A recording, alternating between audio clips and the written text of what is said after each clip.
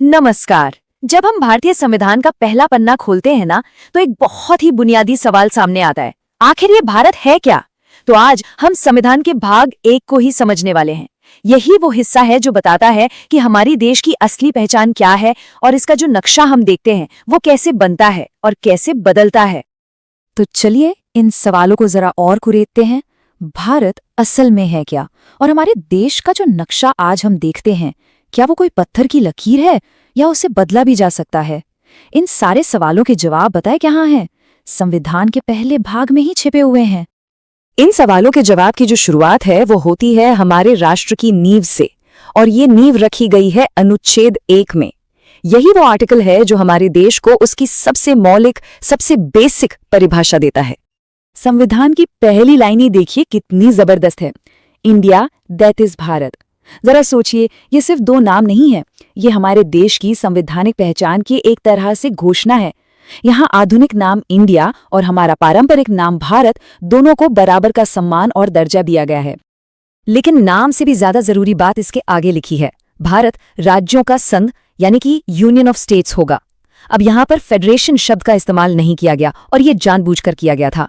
हमारे संविधान बनाने वाले ये बिल्कुल साफ कर देना चाहते थे कि भारत किसी समझौते का नतीजा नहीं है, बल्कि एक पूरी अविभाज्य इकाई है। मतलब राज्य इसका हिस्सा तो है, पर उन्हें इससे अलग होने का कोई अधिकार नहीं है। और इसी एक सोच को ये एक लाइन ना कमाल के ढंग से समझाती है। भारत विनाशी राज्यों का एक अविनाशी संघ है। इसका मतलब बहुत सीधा है। राज्यों की सीमाएं बदल सकती हैं, उनके नाम बदले जा सकते हैं, अरे भाई नए राज्य भी बनाए जा सकते हैं, लेकिन भारत एक राष्ट्र के तौर पर कभी टूट नहीं सकता। वो अविनाशी है, इंडिस्ट्रक्टिबल है। ठीक है, तो हमने ये तो समझ लिया कि भारत टूट नहीं सकता, पर सवाल ये है कि क्या इसका नक्शा बाहर की तरफ बढ़ सकता है? इसका जवाब हमें मिलता है अनुच्छेद 2 में, जो हमारी संसद को बाहरी क्षेत्रों को भारत में शामिल करने और हमारी सीमाओं का विस्तार करने की शक्ति देता है।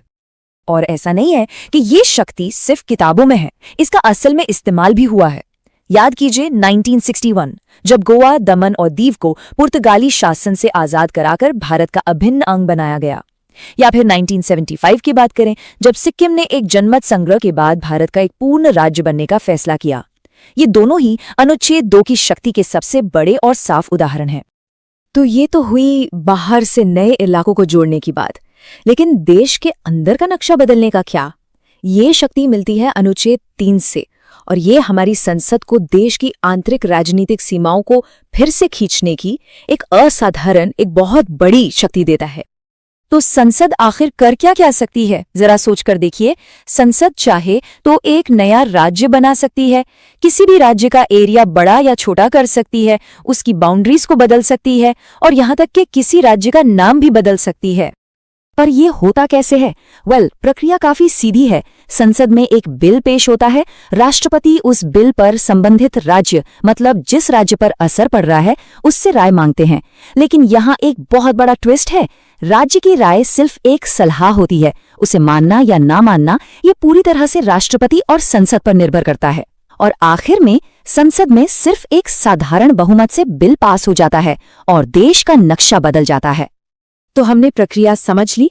अब ये देखते हैं कि ये तकनीकी रूप से कितना आसान है और असल में कब कब हुआ है। ये हमें ले जाता है अनुच्छेद 4 और भारत के कुछ बड़े राज्य पुनर्गठनों की कहानी पर।